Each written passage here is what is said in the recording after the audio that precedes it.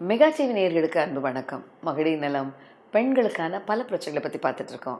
இன்று நேயர்கள் தங்கள் சந்தேகங்களை கடிதம் மூலமாக, இமெயில் மூலமாக, யூடியூப் மூலமாக எழுதியிருக்காங்க.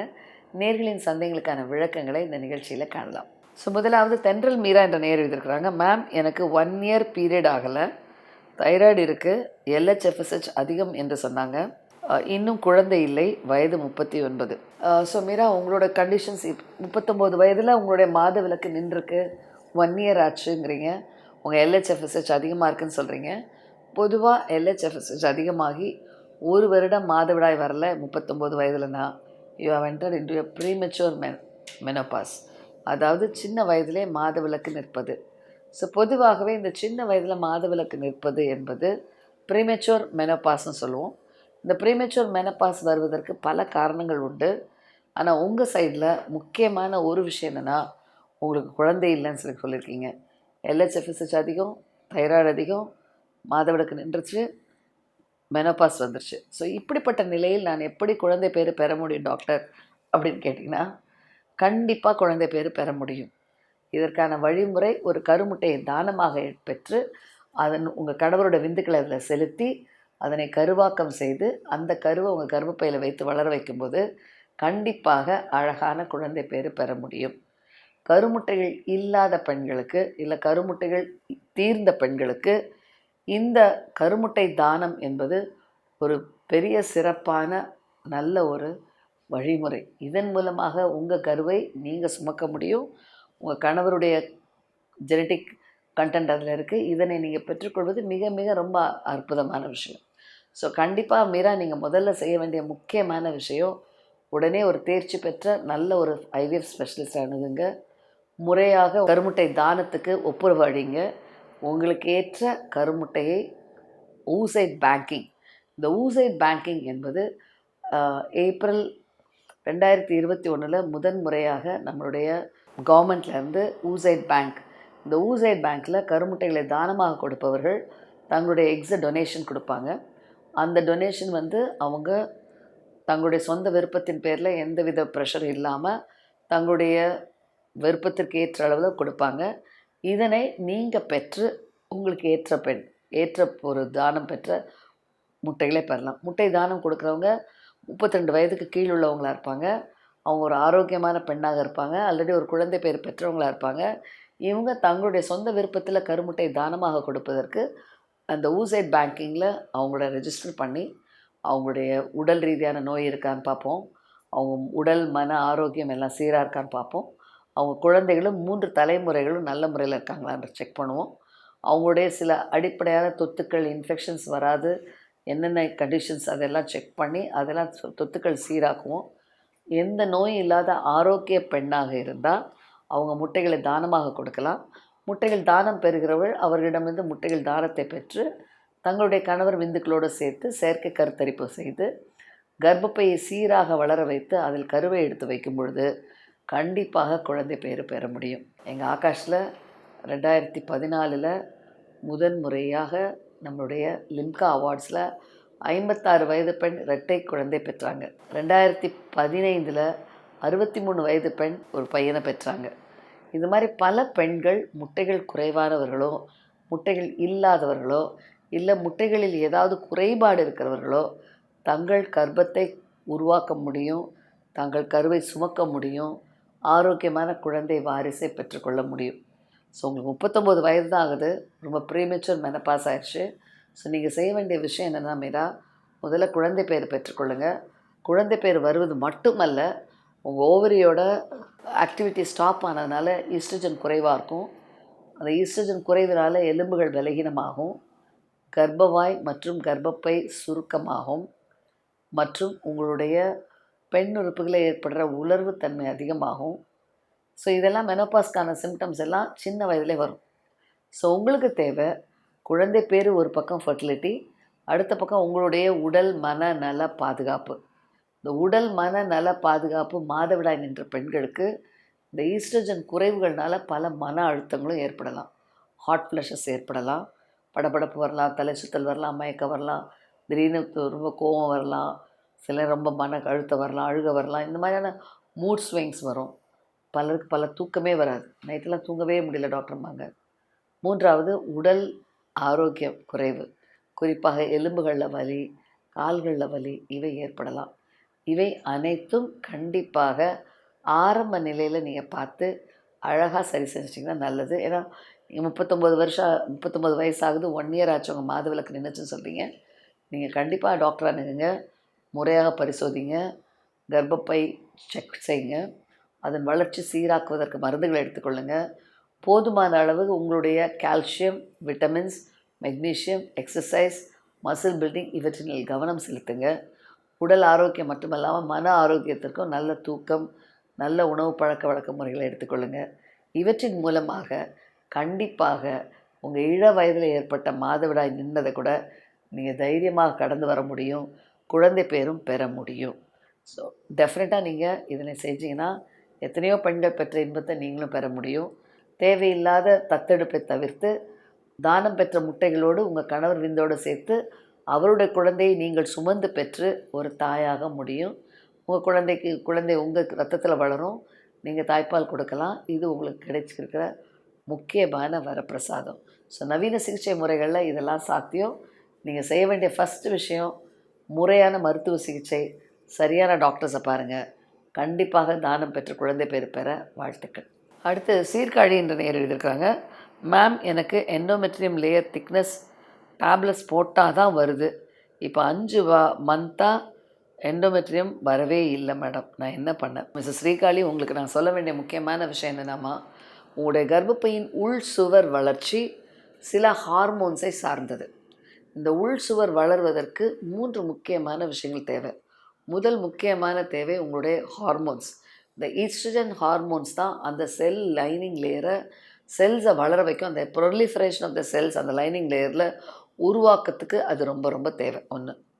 2வது, அந்த லைனிங் லேயருக்கு இல்லைருந்து ரத்த ஓட்டம், சப் எண்டோமெட்ரியல் பிளட் ஃப்ளோன்னு சொல்லுவோம். அதனுடைய பிளட் ஃப்ளோ சீராக இருக்கணும். அதனுடைய ரெசிஸ்டன்ஸ் ரொம்ப அதிகமாக இருக்கக்கூடாது. இந்த மாதிரியான விஷயங்கள் சீரான டாப்லர் ஃப்ளோ இருந்தால் அந்த லைனிங்க்கு ரத்த ஓட்டமும் சீராக இருக்கும். 2. 3வது, தொத்துக்கள் இருக்கக்கூடாது. பல நேரங்களில் அந்த லைனிங் லேயரில் எண்டோமெட்ரைட்டிஸ்ன்னு சொல்லுவோம். அந்த உள் சுவரில் ஏற்படுற தொத்துக்கள் முக்கியமான தொத்துக்களாக இருக்கும். ஸோ இந்த 3ம் இல்லாத நிலை இருந்தால் கண்டிப்பாக உங்கள் மாதவிடாய், உங்கள் மாதம் கருமுட்டை வளரும்போது வர்ற ஹார்மோன்ஸோட தூண்டுதல், அதிலிருந்து வருகிற இரத்த ஓட்ட சீராக்குதல், இவை அனைத்தும் உங்களுக்கு நல்ல ஒரு உள் வளர்ச்சி சீராகுவதற்கு முக்கியமான அடிப்படையாக அமையும். தேவையில்லாமல் இதில் நீங்கள் கவலைப்பட வேண்டிய அவசியமே இல்லை. கண்டிப்பாக அழகாக உங்களுடைய கண்டிஷன்ஸ் சீராகும். இந்த லைனிங் லேயருக்காக நீங்கள் மாத்திரைகள் எடுக்கணுன்ற அவசியம் இல்லை. ஆனால் பொதுவாக இந்த மாதிரி எண்டோமெட்ரியல் லைனிங் குறைவாக இருக்க பெண்களுக்கு நாங்கள் ஐவிஎஃப் செயற்கை கருத்தரிப்பு செய்யும்பொழுது கருவை எடுத்து வைப்போம். இப்போ கருவை எடுத்து வைக்கும்போது அந்த எண்டோமெட்ரியல் லைனிங் ஒரு 8 to 9க்கு மேலே இருந்தால் தான் கரு ஒட்டி வளரும் தன்மை அதிகமாகும். ஸோ இதனை சரி செய்வதற்கு கண்டிப்பாக சில மருந்துகள் எடுப்போம், மாத்திரைகள் கொடுப்போம். இவை இதனை வளர வைப்பதற்கு நல்ல முறையில் வழிவகுக்கும். ஸோ கண்டிப்பாக இது ஒரு முக்கியமான அடிப்படையான விஷயமாக கருத்தில் கொள்ளுங்கள். கண்டிப்பாக நல்ல முறையில் உங்கள் எண்டோமெட்ரியல் லைனிங் வளரும், கவலைப்படாதீங்க. அடுத்து யாழினி என்ற நேர் எழுதியிருக்கிறாங்க. மேம், நான் ஆண்ட்ரியா இன்ஜெக்ஷன் போட்டிருக்கேன், 5 டோஸ் போட்டேன். ஆண்ட்ரியா இன்ஜெக்ஷன் போட்டக்கப்புறம் 2 மந்த்துக்கு ஒரு டைம் பீரியட்ஸ் வரும். ஆனால் இப்போ பீரியட்ஸே வரல. லாஸ்ட் டோஸ் அக்டோபர் 10, 2024 எடுத்தேன் மேடம். இப்போ வரைக்கும் எனக்கு பீரியட்ஸ் வரல மேடம். நான் இப்போ என்ன பண்ணுறதுன்றது சொல்லுங்கள் மேடம். ஸோ யாழினி, நீங்கள் சொன்ன அந்த ஆண்ட்ரியா இன்ஜெக்ஷன் மெட்ராக்சிப்ரோஜெஸ்டோன் அசிட்டேட் சொல்லுவோம். பொதுவாக இந்த மெட்ராக்சிப்ரோஜெஸ்டோன் இன்ஜெக்ஷன் கருத்தடை முறைக்கு யூஸ் பண்ணுற இன்ஜெக்ஷன். இதை நீங்கள் ரொம்ப தொடர்ச்சியாக 5 இன்ஜெக்ஷன் போட்டதுனால உங்களோட பிட்யூட்டரி டோட்டல் சப்ரஸ் ஆகி உங்கள் ஹார்மோன்ஸ் எல்லாம் ரொம்ப குறைந்ததுனால உங்கள் லைனிங் உருவாகி மென்சஸே வராமல் உருவாகிருக்கு. உங்கள் டோட்டல் ஓவரி சப்ரஸ் ஆகிருக்கு. ஸோ கண்டிப்பாக நீங்கள் உங்கள் தேர்ச்சி பெற்ற மருத்துவரை அணுகி முறையாக பரிசோதித்து ஹார்மோன்ஸை டோட்டலாக ஸ்டாப் பண்ணி உங்களுடைய லைனிங் லேயர் உருவாகுவதற்கு சில ஆன்டிடோட்ஸ் இருக்குது. அவற்றினை சீராக எடுத்திங்கன்னா தான் பீரியட்ஸ் வரும். ஸோ கண்டிப்பாக இந்த கருத்தடை முறைக்கு இந்த மெட்ராக்சிப்ரோஜெஸ்டோன் 1 வருடம் தான், 3 மாதத்துக்கு ஒரு முறை போடணும். யூஸ்வலாக ஒரு 3 இன்ஜெக்ஷன்ஸ்க்கு மேலே ரொம்ப போட மாட்டோம். இந்த இன்ஜெக்ஷன்ஸை தொடர்ந்து நீங்கள் போட்டிங்கன்னா சில நேரம் இந்த மாதிரி மென்சஸ் வருவது ரொம்ப ரொம்ப இர்ரெகுலர் ஆயிரும், ரொம்ப டிலேயும் ஆகும். ஸோ நீங்கள் மருத்துவரிடம் சென்று முறையாக பரிசோதித்து ஹார்மோன் லெவல் செக் பண்ணி அதற்கு ஸ்பெசிஃபிக்கான மெடிகேஷன்ஸ் எடுக்கணும். கொஞ்சம் ப்ரொலாங்ட் எடுத்திங்கன்னா தான் பீரியட்ஸ் வரும். அடுத்து ரம்யா அனீஷ் என்ற நேர் எழுதியிருக்கிறாங்க. மேம், ஃபஸ்ட் பேபிக்கு பால் ஸ்டாப் பண்ண டேப்லெட் போட்டேன் மேடம். போட்ட உடனே மில்க் ஸ்டாப் ஆகிடுச்சு, சுத்தமாக வரல மேம். ஸோ 6 இயர்ஸ் ஆச்சு. இப்போ நாங்கள் செகண்ட் பேபிக்கு ட்ரை பண்ணுறோம். மில்க் இருக்குமா மேடம்? Please reply. ரம்யா, பொதுவாகவே தாய்ப்பால் முதல் குழந்தைக்கு தடுப்பதற்கு நீங்கள் நிறுத்துகிற மெடிசன்னால் அடுத்த குழந்தை கர்ப்பத்தில் தாய்ப்பால் கொடுப்பது மாறுபடாது. இது ஒரு தவறான விஷயம். ஏன்னா பொதுவாக மக்கள் நினைக்கிற விஷயம், அந்த குழந்தைக்கு தாய்ப்பால் கொடுத்தோம் அதுக்கப்புறம் நிறுத்துகிற உடனே இந்த மாதிரி பிரச்சனை வரும்னு நினைக்கிறீங்க. அப்படி கிடையாது. கண்டிப்பாக அடுத்த குழந்தை பெறும் பொழுது நீங்கள் முதல் தடுப்பு முறை எடுத்ததுனால வராது என்பதற்கான வாய்ப்பே கிடையாது. ஒவ்வொரு கர்ப்பத்திலையும் அதனுடைய ஹார்மோன்ஸ் சீராகும், ஹார்மோன்ஸ் சீராக வளரும். அதன் மூலமாக அந்த ஹார்மோன்ஸ் கரெக்டாக வரும்போது உங்களுடைய தாய்ப்பால் சுரக்கும் சுரப்பிகளும் வளரும். அதனால் கண்டிப்பாக தாய்ப்பால் வரும். நீங்கள் அதை பற்றி கவலைப்பட வேண்டிய அவசியமே இல்லை. ஆரோக்கியமான உணவு, ஆரோக்கியமான நல்ல பாதுகாப்பு கொடுத்தீங்க, ட்ரீட்மெண்ட் கொடுக்கும் பொழுது கர்ப்ப காலத்தில் கண்டிப்பாக ஆரோக்கியமாக இருந்தீங்கன்னா கண்டிப்பாக ஆரோக்கியமாக தாய்ப்பால் பெற முடியும். அடுத்து வினோதினி என்ற நேர் எழுதியிருக்கிறாங்க. ஹலோ மேம், ஆஃப்டர் 2 பேபி நான் ஃபேமிலி பிளானிங் பண்ணிக்கிட்டேன். பட் லாஸ்ட் 2 மந்த்ஸாக பீரியட்ஸ் ஆகலை. ஸோ என்னென்னு போய் பார்த்தா ப்ரெக்னெண்ட்டாக இருப்பேனோன்னு பயமாக இருந்துச்சு. ஆஃப்டர் லாப்ரோஸ்கோபிக் ஃபேமிலி பிளானிங்க்கு அப்புறம் ப்ரெக்னென்சி பாசிபிளா மேடம்? ப்ளீஸ் ரிப்ளை பண்ணுங்கள். வினோதினி, பொதுவாகவே கருத்தடை முறைகள் லாப்ரோஸ்கோப்பியாக இருந்தாலும் சரி, இல்லை கையில் பண்ணுற ஓப்பன் மெத்தடாக இருந்தாலும் சரி, எந்த முறையில் பண்ணாலும் திரும்ப ரீகேனலைசேஷனில் ப்ரெக்னென்சி ஆவதற்கான சாத்தியம் 0.1%. அதாவது நம்ம ஃபெலோப்பியன் டியூபை கட் பண்ணுறோம், கட் பண்ணிவிட்டு அந்த அது நடுவில் ஒரு பிட்டை எடுத்துடுறோம். ஸோ தட் அந்த எண்ட் எல்லாமே பிரிஞ்சிடும். அந்த பிரிஞ்ச உடனே அதுக்கு கண்டினியூட்டி இல்லாததுனால கண்டிப்பாக ஸ்பெர்மும் எக்கும் ட்ராவல் பண்ண முடியாது. சில காலகட்டங்களில் குறிப்பாக லாப்ரோஸ்கோபி பண்ணும்போது இந்த ஒரு ரிங் போடுவோம், ஃபெலோப் ரிங்னு போடுவோம். இந்த ஃபெலோப் ரிங் போடும்பொழுது அந்த ஃபெலோப் ரிங் அந்த டியூபோட ஒரு லூப் எடுத்து அதில் போட்டு அதை ஹோல்ட் பண்ணும். பல நேரங்கள் அந்த ரிங் ஸ்லிப் ஆகும். எப்போனா சில நேரம் டெலிவரி ஆன ஒரு 1 வீக் 10 டேஸில் நீங்கள் பண்ணும்பொழுது அந்த டியூப் கொஞ்சம் எடிமேட்டஸாக வீக்கமாக இருக்கும். அந்த காலகட்டத்தில் இந்த ஃபெலோப் ரிங் போடும்பொழுது சில நேரங்களில் அது ஃப்ரீ ஆகலாம். ஆனால் இப்போ உள்ள காலத்துலலாம் நாங்கள் லாப்ரோஸ்கோபி முறையில் பண்ணும்பொழுது டியூப்ஸை கிளாம்ப் பண்ணி நம்ம கையில் பண்ணுற மாதிரியே கிளாம்ப் பண்ணி கட் பண்ணி அதனோட டிப்ஸ் எல்லாம் நாங்கள் க்ளோஸ் பண்ணிடுவோம். ஸோ அப்படி பண்ணும்பொழுது கண்டிப்பாக ரீகேனலைசேஷன் சான்சஸ் ரொம்ப ரொம்ப ரொம்ப ரொம்ப குறைவு. ஸோ நீங்கள் பீரியட்ஸ் இரெகுலராக வருவதற்கு ப்ரெக்னென்சி மட்டும்தான் இருக்கணுன்ற அவசியம் இல்லை. வேறு ஹார்மோன் பிரச்சனைகள் இருந்தால் கூட நீங்கள் இரெகுலர் பீரியட்ஸாக இருக்கலாம். ஸோ கண்டிப்பாக நீங்கள் உங்கள் டாக்டரை போய் பாருங்கள், ப்ரெக்னென்சி செக் பண்ணுங்கள், தேவையான ஒரு அல்ட்ராசவுண்ட் ஸ்கேன் எடுத்து பாருங்கள். ஓவரியில் ஏதாவது சிஸ்ட் இருக்கலாம், நீர்க்கட்டிகள் இருக்கலாம். இவை அனைத்தும் கூட உங்களுக்கு ஒரு வேளை ப்ரெக்னென்சி இல்லாது மாதவிலக்கு தள்ளியும் போகலாம். தள்ளி போகிற மாதவிலக்கு எல்லாம் ப்ரெக்னென்சி இல்லை. தள்ளி போவதற்கு பல காரணங்கள் உண்டு. ஸோ முறையாக நீங்கள் பரிசோதித்து என்ன காரணம் என்பதை தெரிந்து கொள்ளுங்கள். அதன் மூலமாக அதனை சரி செய்யும் பொழுது கண்டிப்பாக அடுத்து உங்களுடைய இந்த பயத்துக்கான தீர்வு கிடைக்கும். லாப்ரோஸ்கோபி செய்தால் ரீகேனலைசேஷன் சான்சஸ் அதிகம் என்பதெல்லாம் தவறான கண்ணோட்டம்.